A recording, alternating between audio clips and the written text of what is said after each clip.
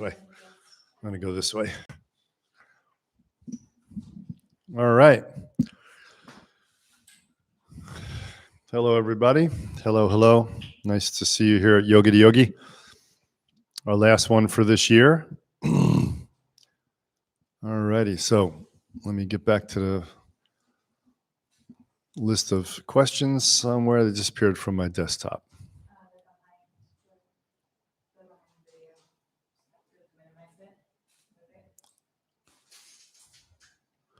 Little help from the outside for a moment and we'll be started.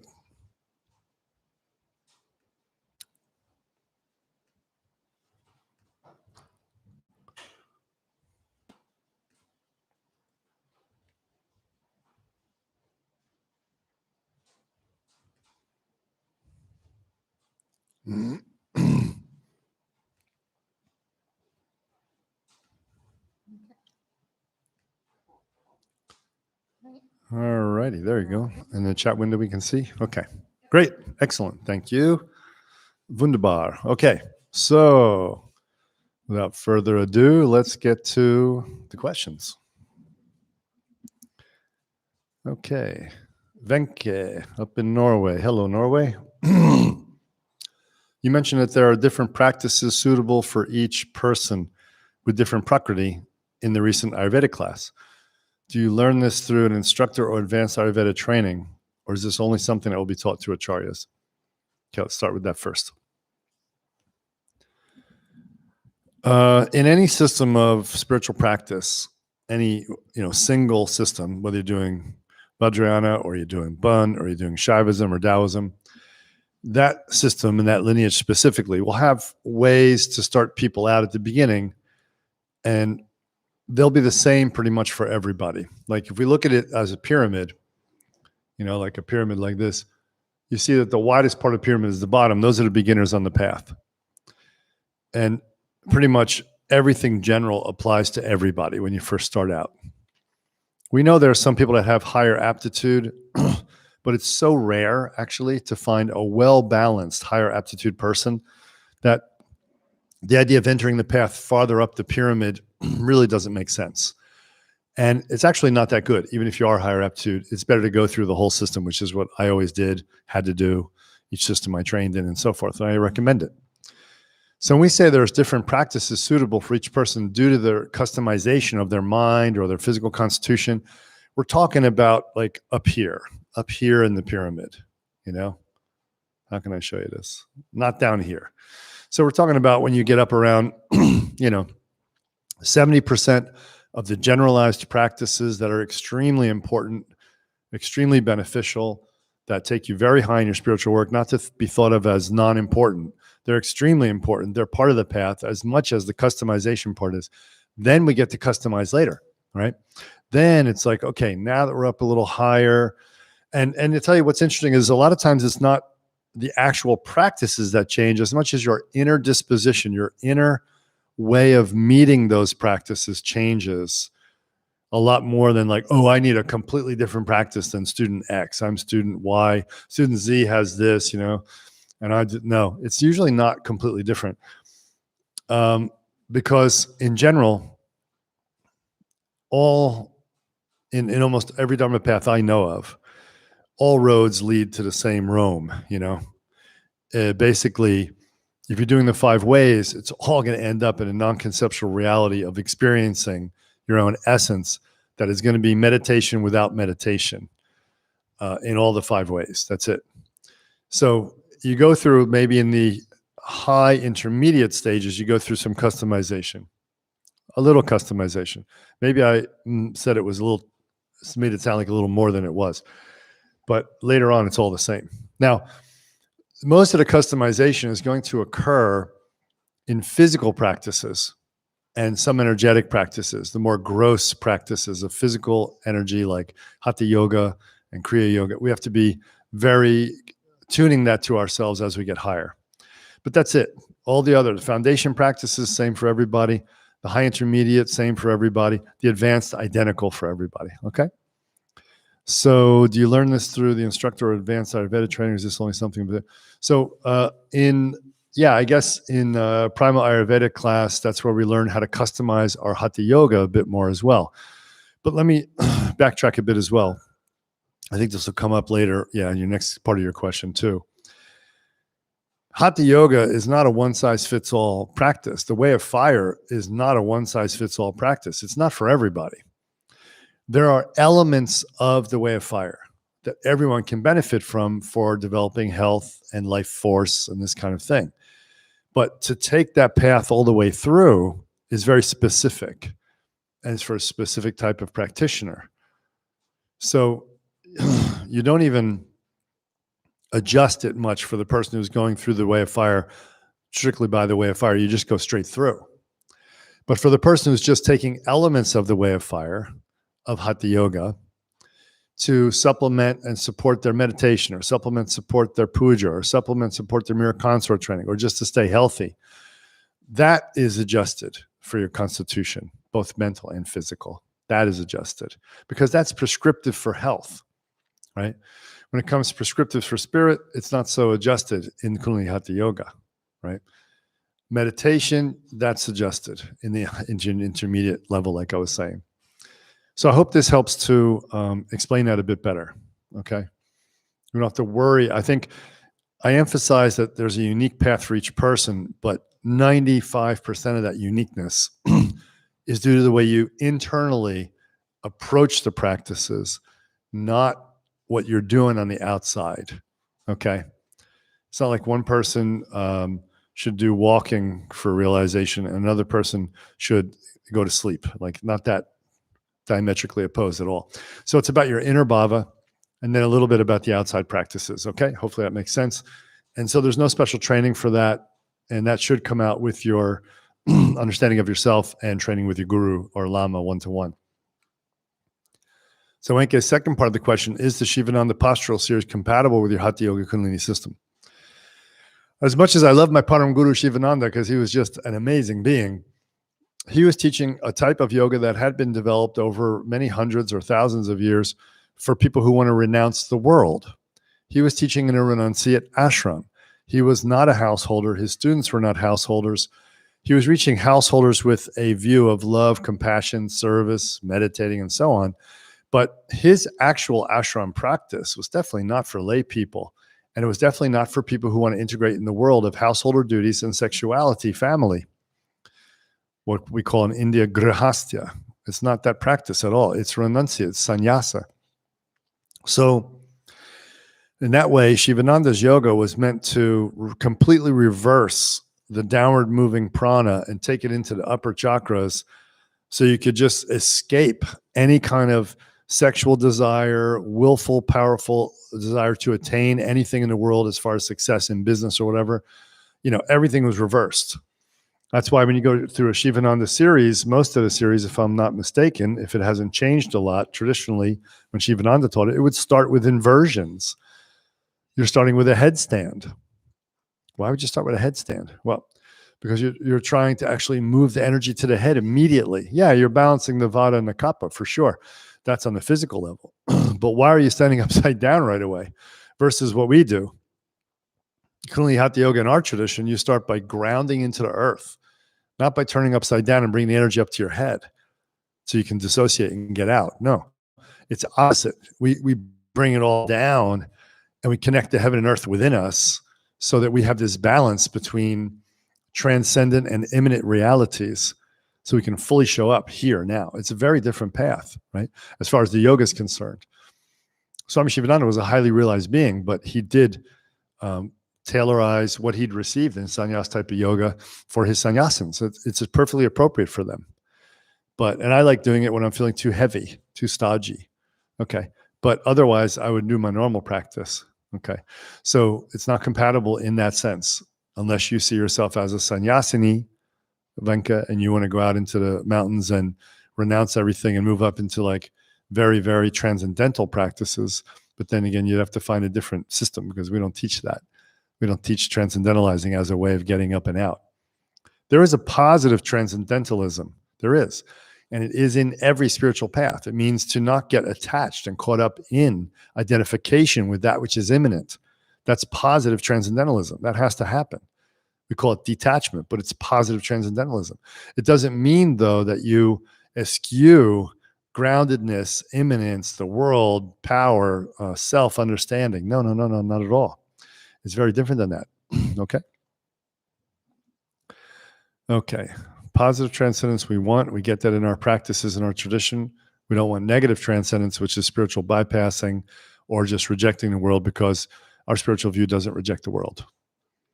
But you do rainbow body, you go out. Yeah, we do. But that doesn't mean we reject the world. It means it's the full revelation of the world's meaning. We start to understand it in a lot wider terms. That's what we're doing with that. All right, Julia, here we go. What is your personal opinion on using muscle testing for dosing vitamins and identifying allergens with homeopathic vials? My personal opinion is that if it does work, it's such a small percentage of people that it actually works for that it's not a viable method to use, especially for self-diagnosis. When it comes to healing and health, I teach body of light healing for sure, and we may run that program soon. But even though it says body of light healing and we're going for a body of light and we're healing people based on that they really are a body of light, it doesn't mean that we use anything out there that sounds alternative. And when I was in school in the 70s and 80s, this was a big thing, muscle testing. I guess it's still around and making a comeback. What can I say? It doesn't work. Okay, it's too fallible. There's way too many factors that come in to screw it up. And I'm not just going to say that as an opinion. I was in this field. The chiropractors are the ones who started muscle testing. Chiropractors started it. There was a guy named Dr. Goodhart from AK, Applied Kinesiology. You can go look all this up online. He started the whole thing. And he was around while I was in school. He started it while I was in school. And he came to our college and lectured and gave demos. And I was brought up front to do a demo on. And you know what? Muscle testing didn't work on me. Not one muscle test worked on me in front of 300 people in the auditorium. I'm up there. I wanted to see it work. I wanted to get the woo-woo. I love spiritual stuff, energy, body, all the rest of it. But I was discovering that chiropractors didn't know diddly squat about the energy body, actually. They were trying to recreate models of the energy body from scratch. They weren't even going too much from Ayurveda or from yoga or from Chinese medicine or Taoism. They were trying to make it up on their own. So all this muscle testing stuff came from them. And they thought if you just tune in, it'll work, this kind of thing. They thought the energy of the substance in the vial, the energy was strong enough to affect the whole energy field of the whole body. That if you hold a vial of something that's not good for you and you try to pull your fingers apart or you try to push down your hand, that if you get a weakness, it's going to mean that vial, a substance in that vial was not good for you. I can't imagine a worse way to diagnose, to be honest. People use it now for foods. People use it for real herbal medicines as a way to diagnose and treat. It's a really bad idea. Very bad idea. So let's just leave that whole thing out. That's my opinion as a healthcare practitioner. From a TMY perspective, though, we can say that there's no good basis for it in grounded, subtle energetics, subtle physiology of the human body. There's only a theoretical idea, which sounds kind of nice and sounds kind of right, but it breaks down on so many levels, it's not funny.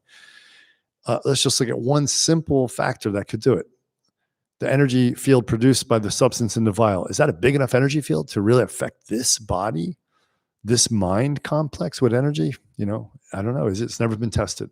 No university testing on this stuff. That's another problem. Why? Because it's a mess. How could you test it? There's no way to take out all the cofactors and really test it. So there's so many things wrong with it. Someone going really out there with the woo-woo would say, but if I hold the vial, it doesn't really matter how much energy is there. It's just the consciousness of it touches your consciousness. And then you get a plus or a minus, good luck with that, because you'd have to be very highly realized. And here's the thing. If these people are so highly realized, Mahasiddhas are running around so highly realized, I'm sure they would have come up with this already. Absolutely. And given it to people.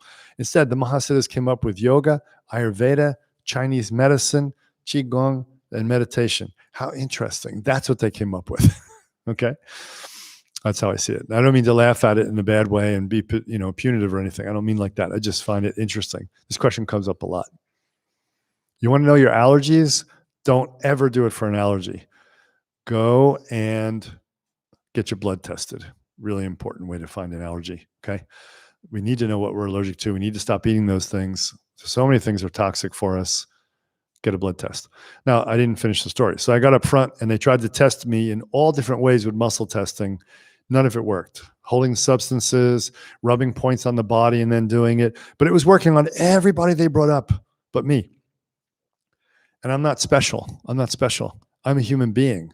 But I was a yogin since 7, and I trained in Kung Fu and Qigong as well as pranayama and Mahakumbhaka. And they had me up on stage and they're like, I'm going to pull your arm down with this substance. And I'm like, no, I'm an individual nature of mind consciousness. Why would you be able to do that? So in the end, I didn't think this. I just held my arm strong. In the end, the guy himself, the creator of this stuff, there was 2 at the time, Good Heart and Dr. D. Jarnett. They were like, we can't do it on you because you're just too balanced. Your energy system's just too strong and too good. And right in that moment, I said, why wouldn't you guys want to research how to make everybody's energy system so balanced, so strong, so right, so good? Because if you can get this weird, which I don't think they really were getting, but they're saying this is the reason. So I kind of went against it. So there you go. I'll just leave it at that. Always a rebel to the end.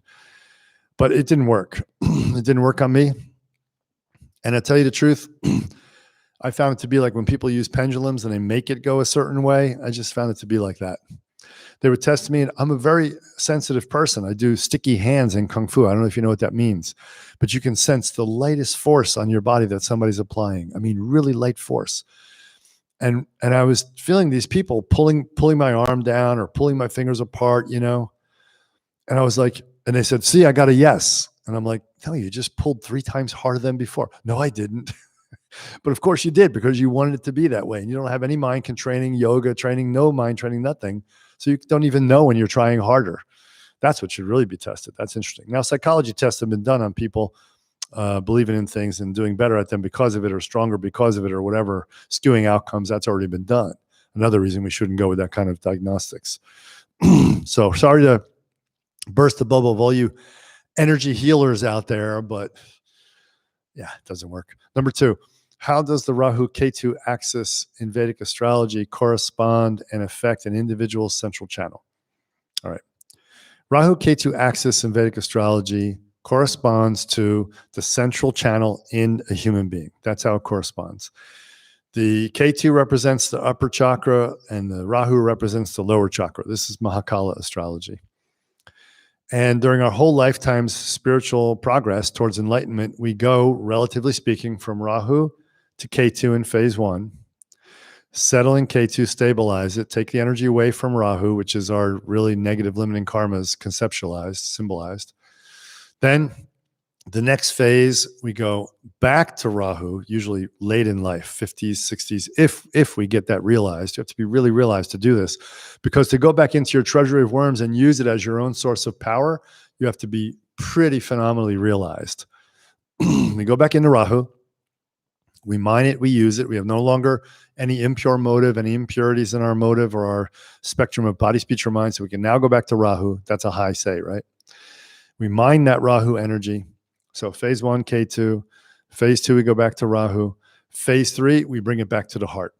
So we slide along that axis and back to the heart. Just like in an astrology chart, you slide into the center along the axis, back to the center. That's the center of your being.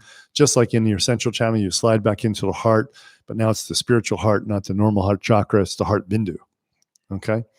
That's how it affects, how it correlates.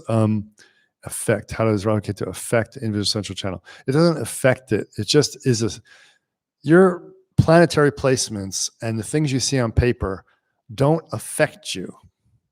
It's not backwards. You have it backwards. It's not that way. It's the reverse. You have an experience in your central channel, which is symbolized in a piece of paper called your chart, or in the sky at your birth. As above, so below. It doesn't affect you. It's what's happened at that moment to give you a glimpse into yourself. Let's understand astrology correctly. Okay. There are no planets out there acting on you with gravitational forces or special gamma rays, or no, it's all crap. That doesn't happen. It's a symbol of a very accurate symbol. If you have accuracy in your birth time and all that place, accurate symbol of your birth karma that you came in with, of the accumulation of past life karma, and this is your new individual cycle force for this lifetime. So it doesn't affect your central channel. Okay. It's saying what's already there in your central channel. So don't look at it backwards. Okay.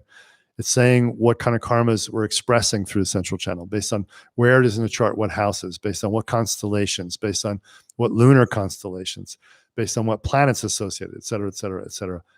Infinite permutations, really, quite infinite. Okay. If two partners have the same Rahu Ketu axis in their birth charts, as in my case, you said that just by being in the physical presence of each other, our central channels will shut down. Not exactly accurate to what I said. Here's what I said. Because of the way that your karmas and your partner's karmas in this lifetime that you came in with express, you don't do anything to wake each other up so greatly through being frictional with each other, through creating that opening. Like a mirror consort marriage like Sukalia and I, we have friction in the suns and we have friction in the Mercuries. And we don't have friction anywhere else really.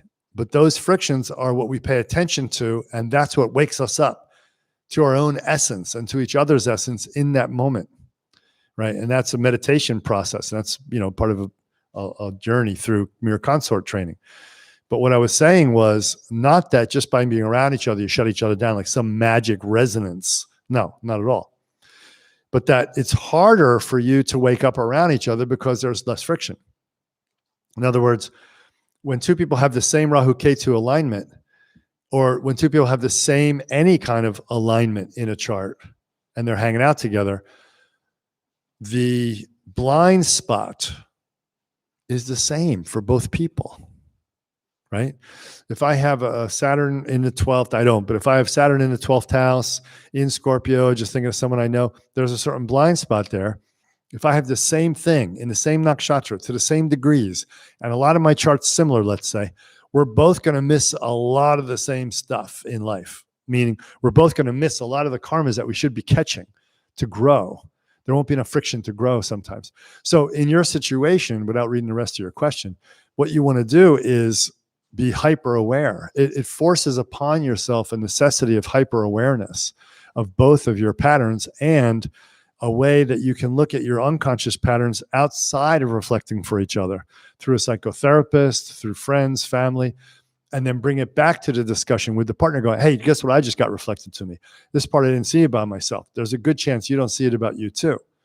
Blah, blah, blah. And you tell, oh yeah, great. That's what you want to do. But remember, it doesn't mean everything is going to be blind spot. It's only the stuff on the Rahu Ketu axis. So you have, 7 other planets and all the other positions and so forth that you can still learn from each other with some frictional, some confluential. Okay. Does this mean that the animal realm will naturally become more prevalent? It could. It could be the God realm. You don't want to see each other's faults because you can't see your own faults, so you can't see your partners. And so it could be a God realm expression. It could be any of them actually. Remind myself as much second attention as possible. Yeah, remind yourself with as much second attention as possible in your relationship with him that maybe around each other, there are certain themes in the Rahu Ketu axis that you're both not seeing.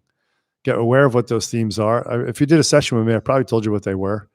If not, have another session, but I'm pretty sure I would have told you. It's pretty much the information we give to everybody who goes into this kind of detail. And then just keep that in your awareness. Make little posters, stick them around the room, Well, one of my things, anti-virtues, was so big in my life that I tattooed it on myself to remind myself. You don't have to go that crazy, but I'm a little crazy. That's what I did.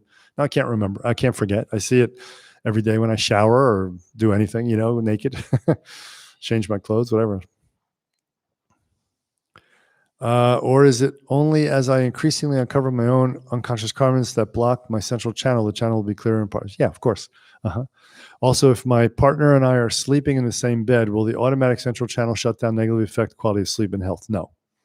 So that's fine. You can sleep together probably better with a shutdown and get better health rather than conflicting energies.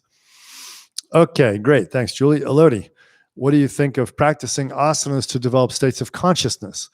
Well, this goes back to what asana was really about a really long time ago. And there's a lot of controversy about how asana yoga actually started. And I can tell you I know this, okay, from past life, from this life, from everything, I know this. From my lineage teachings, asana started as ways to alter your consciousness, period, boom, mic drop. Not as a way to purify physical illnesses or toxins or whatever else you've read or heard or done. Not as a way to get the body all balanced so you can meditate after. That's not what it was about. It was about invoking states of consciousness. I can't talk about it too much here, certainly can't demonstrate it, but there are not even states of consciousness. There are ways to access your true nature through posture. And that's considered to be very secret knowledge. That's why I'm not sharing it. And it's very high level, blah, blah, blah. And it goes back to a very ancient thing you may be interested in, Lodi, called body prayer. And I learned this when I was with my shamans as well.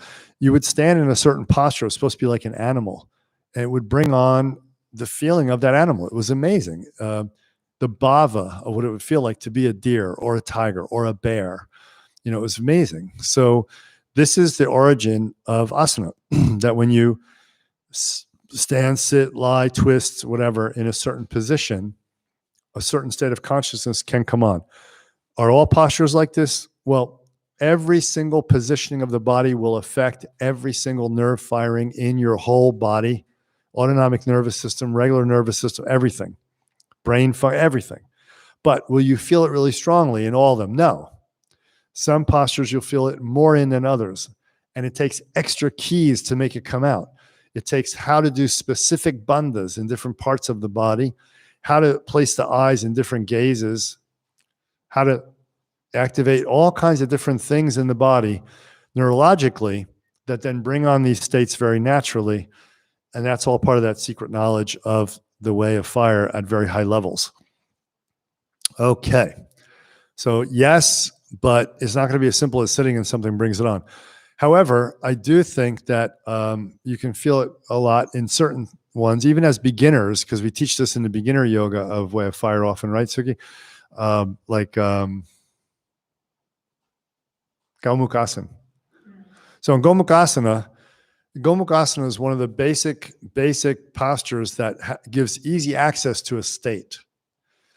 So sit in Gomukhasana and put your awareness at the heart, but not the heart chakra, just like the heart bindu, like a bhava of openness, spaciousness.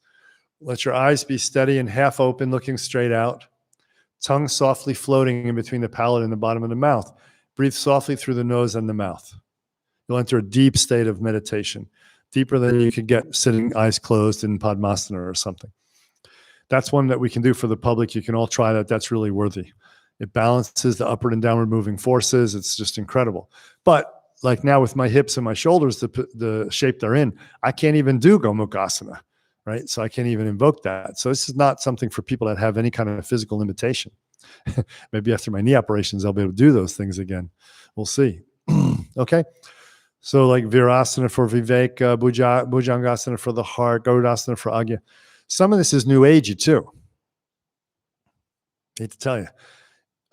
When you look at the traditional classical teachings of this, Swami Satyananda is the only yogi I know in the world who gave little bits and pieces of this out to the public without the whole system. And I'm grateful that I learned this whole system from them, because Bhujangasana is for what chakra? What chakra? Bhujangasana. Huh? Second. Not for the heart. Oh, no, it's heart chakra. No, it's not heart chakra, because you don't know what you're doing in it. So what you do is you just breathe in. Oh, it's opening my heart. My chest is opening, therefore it must be my heart. That's not how yoga works. So in the subtle physiology of yoga, and I hope I'm inspiring all you who are yogins to come and take the way of fire. Go through every level. Be a master. Let me certify you. Go out and teach the world. I don't want to control this. I want to disseminate this. Please come. But you can't just go to a week or two course here and there and learn the system. You've got to dive in, right? So each posture puts channels into different relationships to each other, puts the poles of the perineum and the crown into different relationship with each other. puts them in a different relationship and the axis of the central channel to gravity, to sky, and to earth. Each posture puts your 5 elements in different relationship to each other. Has some marma points move farther away from each other. Some marma points come closer together. And I could go on, it's a long story. So that is a science. That is what creates these experiences. And it even goes into how it connects to the astrology from there, because it connects outward as inward and so forth. It's huge. So we'll just leave that for now because it's just too big. So you've touched on a huge subject. I love it, but I want to just pique your curiosity and get you going into the trainings, because this just is not something we can do in a short course or even a book. I don't feel it's too intimate too. What's the best is you come an apprentice. Everybody wants to get good at something and teach and be good at it, but they don't want to put the time in now. They just want to do a week's training or 5 days training and then go figure it out for themselves. Well, good luck reinventing the wheel of 20,000 years. I don't think we could even do that. I want to get people to live down here for a certain number of months to do it. We have the Acharya training starting October next year. The first whole year of that Acharya training is going to be Way of Fire. If people who are really, really, really keen on becoming Way of Fire instructors at a high level want to, what do you think, honey? I think it might be a great idea that they would come down for that 1 year. And after that, they leave and the Acharyas stay. Yeah. If you could just commit to that 1 year, it would be phenomenal. 1 year of everyday training. What could you do with that in Way of Fire from a traditional tantric yoga lineage? Wow. 5 days of training? Nah. To a month of training? Nah. 3 months? Still not. You got to do a lot. So if anyone out there is hearing this and you're really hearing me and yoga is your thing, man, Way of Fire is your thing, like it was for me, come down for that first year and get an apartment, a little place, and share with somebody, do whatever, make it happen. Be that kind of resourceful yogi like I had to do. I had to go out and make it happen. I had to find my teachers, pay them a lot of money, hang there to learn the practices. I've paid $5,000-$10,000 to a yogi to be with them for 1 month or for 2 weeks. That's how it goes. While I'm paying my food and board and everything, trying to hustle a way to do it. You got to just, if you really want it, you got to make it happen. So if you really want it to happen and you want to preserve this knowledge and it's in your nadi and you like this type of yoga, by all means, come down for the whole year starting October. It's like the first week in October, I think, October 7th or something. Come down for that year and then go home after and teach like crazy. Go around the world and teach. You'll be certified. And the people that want to stay on and become acharyas will stay. All right. It's not really an advertisement as much as it is imploring and begging people to learn this system before I die and get it out there. That's what we really need. Okay. All right. So the Bhujangasana for the heart, it's not for the heart, unless it is on a new agey, like I feel fluffy and emotionally nice in my heart. But when we're talking about real anatomy and physiology of the energy in the chakra, it's in the second chakra. That's what Bhujangasana is doing. And you're like, really? Wow, it's flipped out. Yeah.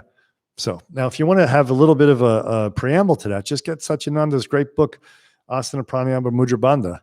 And some of the postures at the end have like spiritual benefits or spiritual focus points versus physical focus points, physical benefits. Look at that. He put a little bit out there like that to get people started in this idea. But unfortunately, BSY as a school never really got it together as a curriculum. They fell into the problem of constantly teaching people the beginner and intermediate level practices and never taught the advanced practices. I can tell you this straight up because Swamiji was meditating with his eyes open. I'm like, this is the highest meditation, right? And he said, yeah. And I said, why don't we teach it? He goes, oh, nobody's ready. Because when you make a big system, sometimes you never get people through the higher levels. That's why I'm not a workshop person who wants to sit there and teach you workshops and make a lot of money on workshops and sit home and be a fat cat guru who knows it all. Ask me anything. I know everything. That's a bunch of bullshit. You don't know everything. Nobody knows everything. The spiritual system I teach is what I teach. You have to figure out everything on your own about how to do life. I'm not your psychologist. I'm not your therapist. I'm not your business advisor. I'm not your, whatever. I teach the Dharma so that you can get yourself liberated. That's all I know. That's it. Anybody who says they know more of that is playing into that Indian guru thing of I know everything. What's his name that sits up on stage? Sadhguru, telling everybody all day answers to every question about everything. That's such a classic Indian trap to get into nowadays. I just wouldn't do it.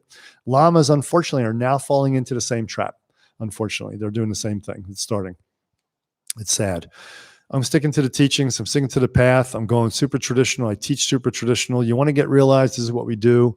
You want to know all about everything, you tune into those people who say, ask me anything. I don't care about that. So the deal with this is that we want this system to get out. We want this system to really grow and to really be spread around the world and go for it.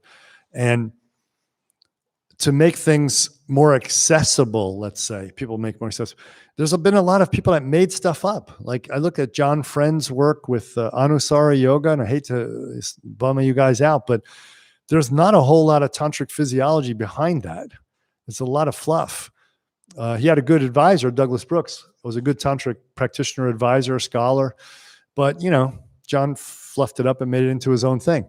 So the real stuff is deeper. It's harder to get, and I want you to get it. Okay, I'm not fluffing this up to be anything other than what it really should be.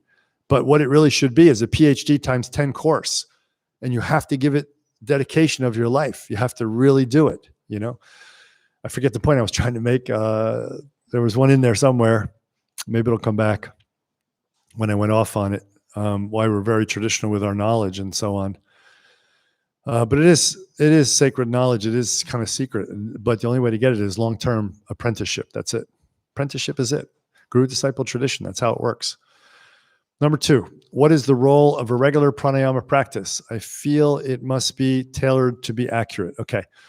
The role of pranayama, okay, 2 kinds of yoga.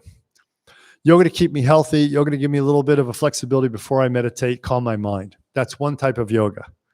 That's a modern understanding of yoga, not traditional understanding of yoga whatsoever. Ancient way of yoga.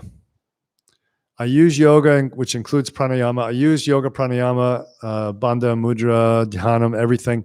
I use all this because this is the path to realize my essence nature right here and right now. And for the first group of people, a generalized practice that you do every day is fine, just because you're doing it for your health, and you can do it every day. It's like it's exercise. Listen, really pay attention, folks. If you're listening, really listen up right now. For the people who want spiritual development through Way of Fire, Hatha Yoga, you don't do the same practice every day the rest of your life. In fact, you don't even practice Hatha Yoga every day the rest of your life. You may stretch, you may work out, you may exercise, but you don't do Hatha Yoga every day of your life as a spiritual practice, because it should be prescriptive. Hatha Yoga is a prescription, right? You're supposed to learn the practices. Like if I have 3 students and they all have different things going on in their lives, they all want to go to enlightenment, they all want to take Hatha Yoga, but they're different from each other. I, as the guru of Hatha Yoga at that point, would say, okay, miss, you do 3 practices of asana, 3 asana. You do 1 pranayama, you do 5 bandhas. Number 2, Mr. Number 2, you do 20 asana. You do it, and then miss, you do that for 1 month, I say. And I get this guy and I say, for 1 week, I want you to do these 20 asana with 2 pranayams. Come back to me at the end of the 1 week, and then we'll give you the next session, right? Changes. This one over here. I want you to do the earth asana series, and I want you to do the wind series, and I want you to do neti, and I want you to do kunjal, and I want you to practice ring mantra in the heart, seeing blah, blah, blah, blah, blah. Come back to me in 3 months. This is real Hatha Yoga. This idea of what's being taught as Hatha Yoga today is utter crap. It's got to be straight about it. I got to be myself. I cannot lie to you. I cannot. I'm not built that way. It's not compassionate to tell you any other story just to make you feel happy about what you're doing. Okay? If I see someone hurting themselves by eating something that is really toxic for them, I have to share with them, hey, did you know that this is very toxic? Research has come out. Can't let them hurt themselves. In the same way, the way we practice yoga, studio yoga, or tantra-sized studio yoga is horrible. It's horrible. It's not going to give enlightenment. Haven't you noticed? Where do you see enlightened Hatha Yoga teachers in the world? Hatha Yoga is a technology of enlightenment. Read the opening 3 verses of Hatha Yoga Pradipika, which came from a text even before that one. Read the opening 3 verses. This is for a stairway to Raja Yoga, the highest yoga, which means direct realization of your essence. Where are those people who are teaching Hatha Yoga in the world today? Right. It's not an adjunct for your meditation, unless you want to use it that way. Then you can use it every day as a little bit of stretch. As a path, it's a self-contained path, fully self-contained with full realization possible. Okay. But for that, we have to know the science of it. So I have a hard time with yoga questions, as you can see. It doesn't make me angry at all. I'm not angry. I'm excited and enthusiastic to spread this knowledge, to get it out there, to get you guys down here, Elodie, Alade, all you people around the world who have this, Rudy, this great yoga training that you want to bring to your countries, to your people, because you have a Dharma heart. You're compassionate. You want to get it out there. I want you to come and learn it, though, the right way, because it just can't be gotten in a short form. Doesn't matter how much aptitude you have, right? I've had scholars come and study with me because they think they have great aptitude because they translate books and all that kind of stuff from Sanskrit or Tibetan. They study with me for a week, a month. Couldn't even call it study. And then they go out teaching whatever they saw me teach as if they know it, but they have no background for it. They have no background. They didn't stay long enough to saturate and learn about it. So they make all kinds of mistakes. And one of the biggest mistakes is just to make it too surface, which is what you have to do if you don't know the depth, right? And then worse, add stuff to it because you don't know the full thing. So what is the role of regular pranayama? If you're doing the daily practice of stretching, getting ready for meditation, is to calm your winds. Then in that case, you use only Nadi Shodhana. Very relaxed Nadi Shodhana. You don't need anything else. And I wouldn't do anything else. I would double kumbha breathing, Nadi Shodhana, that's it. In the other one where it's prescriptive, the role of pranayama is to directly control the prana. To directly control the prana. That's why you learn pranayama.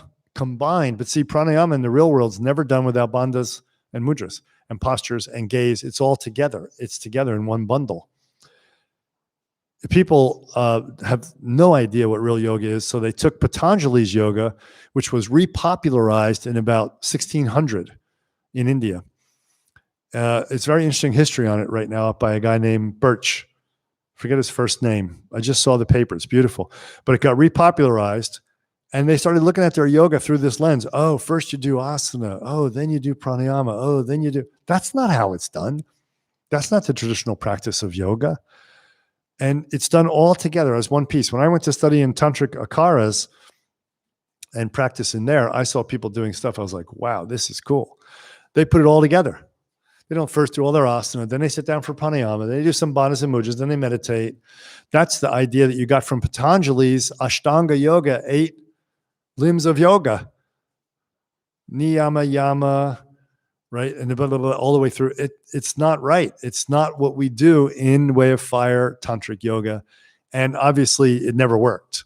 It's so funny that it exists because he had brilliant insights into how the human mind works. But he didn't know the energetics at all. Didn't know what Kundalini was. Didn't mention Kundalini once in his whole treatise, Patanjali. But it got popular because of the mind stuff. Even Abhinavagupta quotes his mind stuff. No one quotes his yoga stuff, though. And then because of this popularity in the 1600s, when it made a comeback, because of the Theosophical Society, actually non-Indians brought this back to popularity in India. It's Swami Vivekananda and the influence on him by Theosophical Society brought this back. Then people started all thinking that, oh, yoga. They got sloppy with their language, thought that Patanjali's yoga meant hatha yoga. And they started to categorize and structure their yoga and their yoga teaching in these 8 steps, which it simply is not. It is not. It's a huge misnomer. It's completely incorrect. It's not done like this. The real hatha yoga is like your first question, what postures have bhavas? All of them, and we learn how to use that. But it's progressive, it's systematic, and it's prescriptive. It's slightly different for each person. I was just answering this on another class this morning to China. We customize practices, but we customize it sparingly. And also we answered it with Julia too, I think. We got to customize sparingly, especially in hatha yoga, because if you customize too much, you're going to hurt your body. You're going to hurt your nervous system, hurt your body, and therefore your mind and your ability to get realized. Okay. So the role of pranayama in outer yoga, like I call outer yoga, like fluff yoga, exercise yoga, relax my mind for meditation type of yoga, that one that you can do every day. You can do it every day because it's not dangerous. That's the point. It's actually good exercise. You could and should do it every day if you don't do any other exercise. That pranayama practice is to relax the wind, or give you deeper breathing or something like a Wim Hof, whatever, stimulate your immune system. But when you get into the inner yoga, the real yoga, let's call it the authentic Tantric yoga for enlightenment, like it says in Hatha Yoga Pradipika, first 3 verses. Now pranayama has a very different role. You're moving the prana, controlling it, mastering it, learning how to push it into different channels, chakra, bindu, send it out of your body, bring it back to your body, all kinds of things, okay? Yeah, it must be tailored. Number 3, there's probably a lot more answer than you guys wanted on this thing so far. We're going, 45 minutes on 2 questions? But you got to know the truth, and I really want to get it out to you, right?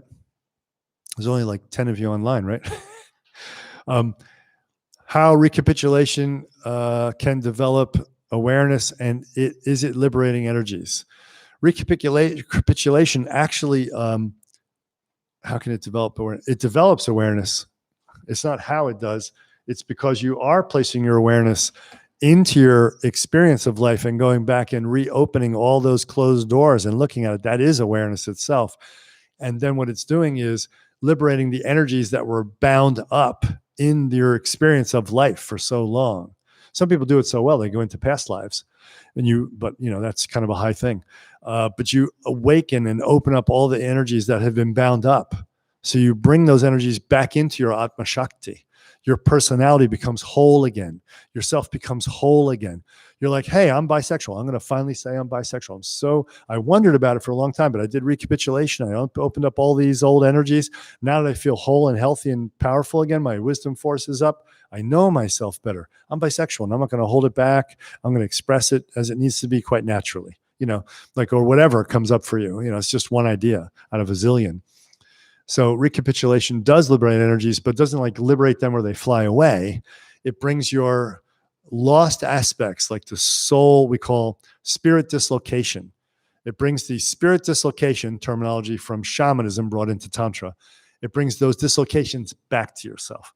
If you come from a pure non-dual view and you don't want to leave that non-dual view, it just means that you're able to access aspects of your being that you couldn't before, which means now you get the energy of it. So you might as well say it is getting the energy back, because now you can actually use it. You couldn't access it before, you couldn't use it anyway. Number 4, Elodie, with my attachments, I see in retreat that always the same appears. Yeah, join the club. Like loops, looping and looping. We are also attached to bad habits, also looping. How to cut the loops. There's no magic bullet here for how to cut the loops. Proper guidance, proper instruction, understanding the view teachings, understanding the path, the 12 stages, applying the right methods at each stage. What I think we're missing is a path. And I'm going to do a video on that coming up. Maybe after I get back out of my operation mid-January, something like that. I'm getting the nod from somebody that I'm too busy until then, but we'll see. But yeah, maybe January, February, because I want to do a really good job on it. It might actually be 3 or 4 parts, like 3 or 4 hours, because it's really important to understand the path. Again, I get so many people asking me to guide their sadhana, asking questions like this, which is what we're on Yogi to Yogi for, which is great. I'm not saying don't do that. But what they want me to do is parachute, like a paratrooper, a commando, right into somewhere in their spiritual practice and move along with them when we haven't had any history together. We have a different vocabulary, different training. So when people come to me in the beginning and they say, okay, I'm going to do your system, we usually spend 6 months to a year at least, if they're with me personally, straightening out all the other kind of practices they did, getting them lined up, getting rid of the ones that are no good, keeping the ones that are good, filling in the blanks with all the preliminaries that are necessary for our system. Then when we get all this kind of massaged in place, then we can go somewhere together. Just asking a teacher to jump in and say, what's a good mantra for that? How do I get rid of this? This is not helpful, because you have to be on the same view with that person in the same system, and you should be training with them for a long time to do that, actually. Okay. How to cut the loops, though, in general? Just keep practicing, but you got to be in a progressive system, right? 5, I feel a paradox in practice. In one sense, it is good to have a steady routine. Yes, it is. But there is a way of surfing energies. This morning, yes, that's what we call it, surfing the energy, actually. This morning, doing Amitabha practice synchronized with the monastery chosen date gave good results. So now you're practicing Kundalini Hatha Yoga and Tibetan Buddhism, right? Or Mahayana Buddhism. Do they work together? You'll find out. One of my teachers said, it is the true way to understand yoga of the sun and moon, synchronizing with season, moon, phases, cosmic waves. Okay, so a lot there. It's good to have a steady routine in practice, but if you're moving progressively along any of the ways, that should change progressively because it is prescriptive, right? Exactly. It's meeting you where you're at as it goes within that path. You're not making it up willy-nilly. You're not making it up spontaneously as you go along. I had a pratibha. I had an intuition. I should practice like this. No, once in a while, yeah. But when you're a higher practitioner, not as a beginner, you just fool yourself. So one of your teachers said yoga is, connected to understanding through astrological or larger cycles of energy. True, of course. Of course, it's informed by that larger cycles of energy if we can get there. Now, we teach that, but that doesn't start in our system till stage 8. And stage 8 is quite high, as you know. Okay. So how to balance between routine and surf. You do routines that are prescriptive for you by a guru who is guiding your practice. See, the questions you're asking me, Elodie, I get it. You're guiding yourself. That's not the best way to do it, to be honest. Hatha yoga is not like a do-it-yourself, DIY, do-it-yourself, enlightenment. Hatha yoga. No, it doesn't work like that. Hatha yoga is a very prescriptive thing, and our gurus can always see far beyond what we can see, and they lead us through this path until we can see that ourselves. I always look back and say, man, I can't believe Swamiji gave me that practice. I didn't want that practice. I went asking for a different practice. He assessed my stage, my evolution, the progress, the path, the stages of the path. He gave me a different practice. At that time, I didn't even know the stages of the path. And I was like, he gave me that practice. So, but I've had full faith and confidence because he was realized I'm real. Okay, he's going to get me realized. So I go into it and I get a great result. And I then see with hindsight why what I was asking for was not right in guiding myself. I may not have been wrong, but it wouldn't have been the greatest possibility. And they were always picking the best thing for me. So this is why it should be done like this. That's how the surfing should go between you and the teacher, how your individual nadi aligns with the path. But the path is, pretty clear on the way it should go stage by stage. Excuse me. All right. So yeah, self-guided yoga. It's a problem. It's a problem these days. If you're not realized, you probably should still have some guidance. Olga, I had a question regarding Bharatanatyam. I can never say that word. Indian dance. Could the practice of this dance be seen as part of one of the ways of TMY system, or is it an entirely different thing? Okay, Olga, love you. It's an entirely different thing. Okay, the dance itself is lovely, as all dances are from India, but it's not one of the paths. It's not one of the methods. It can be used as an expression of your state once you're realized. It can be great exercise, but it's not one of the paths, and it's not a way to get realized, okay? Nor is any other type of Indian dance, no matter what you hear from different people's workshops on Indian dance being the root of yoga. It all came from dance, and dance is how you got enlightened. No. Shamans would get tranced out in dance, but trance is a very different experience than enlightenment. Trance is easy. Drugs and dance, no problem. You can even work out really hard and get in a trance. After I run up this mountain, I'm like, that's a trance, right? Donald, hello, Ireland. Number one, there were fantastic pictures of rainbow bodies on Facebook page recently. I think mostly men, but maybe a few women. Is rainbow body a thing for men? No, women do too, for sure. Women do too, Donald. One of my favorite stories to tell is about 6-8 years ago, a woman in Tibet, actually Western China, a Bumpo area of Western China right on the border with what used to be Tibet. She attained a very high state of rainbow light body realization. She and her lama were very famous for doing all kinds of cities, flying through the air, running across lakes, the lake right in the village, freaking everybody out at the village. And then she rainbow bodied. So women do, for sure. And she did it before her teacher, which I think is also extraordinary. My great inspiration, Shardza Rinpoche, one of his students, rainbow bodied before he did as well, and then 3 afterwards. So it's still going on, and yes, women do it. Is rainbow body a thing for men? The language used about rainbow bodies is one of achievement. So one has to work to get there. Is that correct? I'm glad you're asking. The language about rainbow bodies is Tibetan. It came from another language called Zhangzhung. Before there, it's speculated it might be from Persia or Greece. So this languaging is extremely important.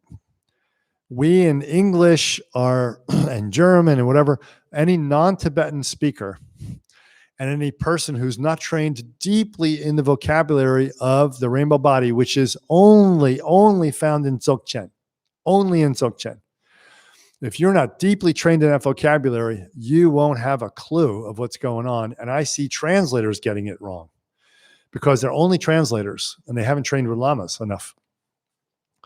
So, and some translators are great, but many get a lot of things wrong, you know?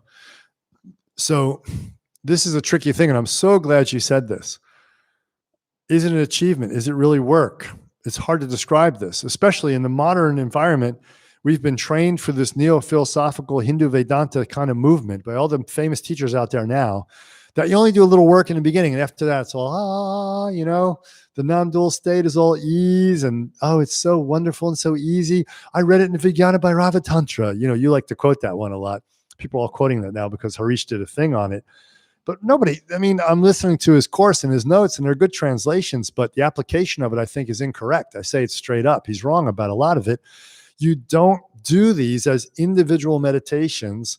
They're part of a greater system of realization based on a hell of a big foundation. Okay. That's simply not talked about. Why? Because they don't know the system. Translators are translators. They didn't have a guru. They didn't go through the system. Right now, there is a system that holds the Vijnana Bhairava Tantra. And then these little verses are not even practices as much as they're pointing out instructions. They're a little different, actually. So let's understand this. In this modern era of everybody into like ease, enlightenment should happen for natural ease. The Taoists talk about it. The Dzogchenpas talk about it. Abhinavagupta talked about it. We're doing everything wrong by being strenuous. No, absolutely not. This is foolishness by people, spread by people who don't have lineage. You're never going to get a Dzogchen Rinpo body person to say that what they were doing was non-effortful. So let's get this really clear. The duality of speech, and you like duality and polarities, Donald, so we'll go into it. Effort and ease, effort and surrender, whatever you want to call it. They're two poles on a continuum, right? They're not separate. Who was it recently was talking to me about Dzogchen and said, oh, look, there's practices you have to do that take a lot of effort after you already realize your true nature.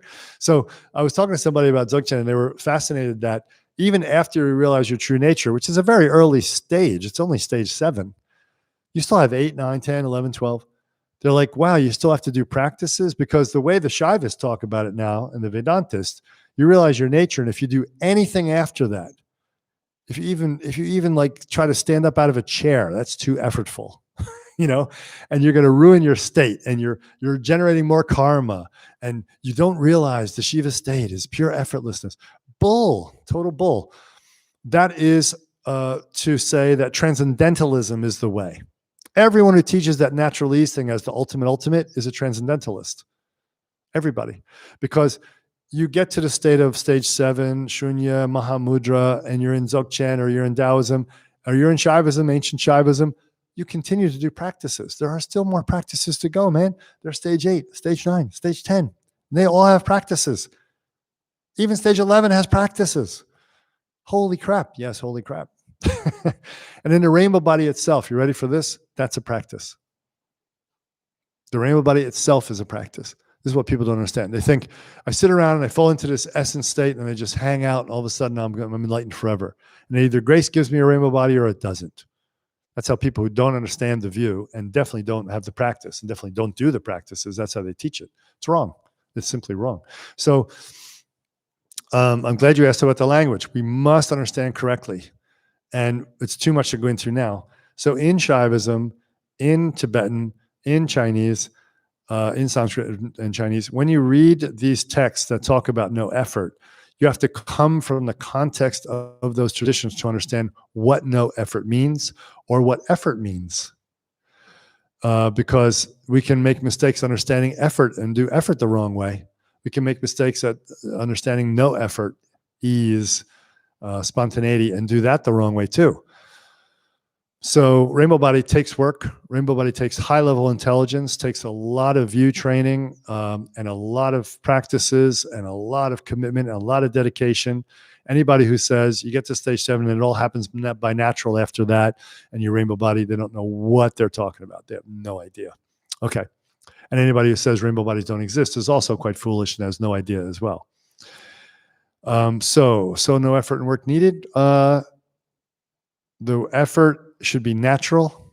It is effort, but it's effort that is natural due to the stage you're in. You won't see it as strenuous. So we make, Donald, maybe the way to make this really simple is we make a real distinction between strenuous effort and non-strenuous effort. I mean, if you want to get rid of effort, then just die right now, because it takes effort to sit up in bed. It takes effort to defecate. It takes effort to eat. It takes effort to breathe, to move, to do anything takes effort. To live, life is effort. But what is a natural effort going in the way you're going? Well, nothing's natural when it comes to practices because we're contriving things to have experiences. Or is it? Or is that the natural effulgence of human life that brings on full optimization of the full human experience, which is what Mahasiddhas are? I believe yes. I believe that is the effort that's needed. That is it. And that effort is natural and does not feel strenuous. How could it be strenuous? That would be dark force. That would be giving us limitation, karma. We could never get to Rainbow Body if it was strenuous. But again, you're going to see, mark my words, you see it already. Like I said about Hatha Yoga teachers, they got screwed up on the Hatha Yoga teaching. So now you don't see any enlightened Hatha Yoga teachers. Am I being pejorative, punitive, mean to? No, I'm not. There's no enlightened Hatha Yoga teachers. That's it. Then go and look at what's happening now with the neo-Shaivist stuff.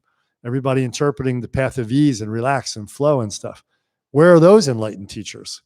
They don't exist either. You just don't see them. They're not there. Out in public teaching, they're not there. So the people teaching this garbage are not the enlightened people either. So can we get real for a second? Can we just keep it real? Maybe it's I'm a New Yorker. Maybe it's I'm just a yogi. This is yogi to yogi time now. This is intimate. This is face-to-face. And I'm telling you how it is. This is not my opinion. This is not my opinion. I discussed this with the man over my shoulder right here. His Holiness. We used to discuss this before he died all the time. Everything's getting lost, disheveled. It's all becoming about money and easy attainment. Oh my God, come to Costa Rica for a year to train. Oh my God, a year out of my life. Are you kidding me? I spent 15 years out of my life if you add up all the time training, being away from work, being away from friends, being away from lovers, being away from, how many periods of forced celibacy? How many periods of retreat and solo without human contact? You have to work. You have to work at this stuff if you really want it. And people are, I really want to teach your yoga in the world. I really want to, but I can't come for that year. I can't come for that year training. Why?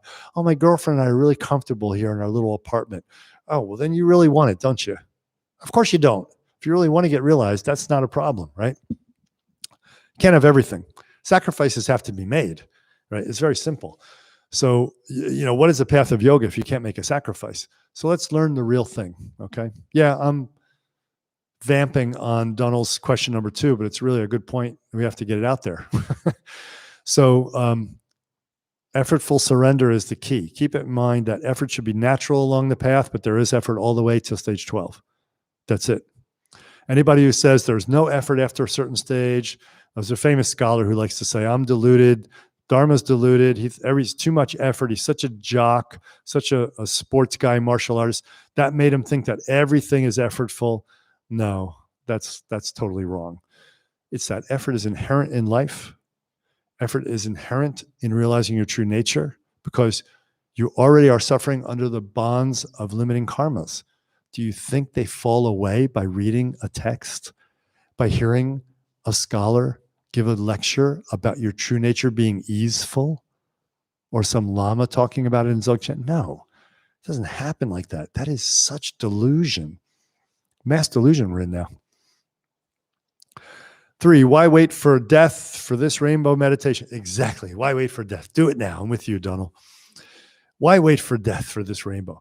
We don't wait for death. If somebody rainbow bodies, they didn't wait for death. They brought their rainbow body. They didn't die.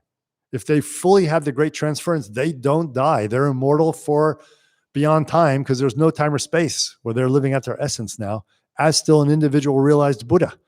Woo, mind-blowing, right? They didn't die. They dissolved their birth, everything, their whole history. dissolved all their karma. Meditation 75 in Vijnana Bhairava Tantra from Keoravati says, know your body as light. Doing this meditation while alive makes the internal rainbow observable. Is that right? Are you asking or are you telling us?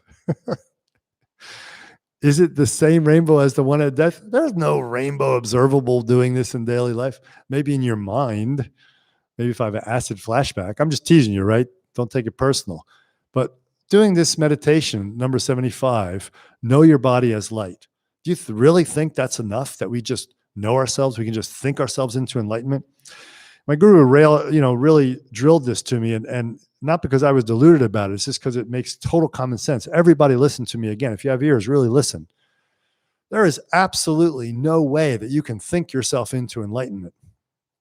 And knowing your body as light means to really be your body as light, which means to go through the stages and achieve that work, do that work. Because right now, the only way you know is through your mind. Until your mind is absorbed in greater mind, you don't know with any other capacity. We have no other capacity than to know with our mind. And our mind has no other way to express than through our brain.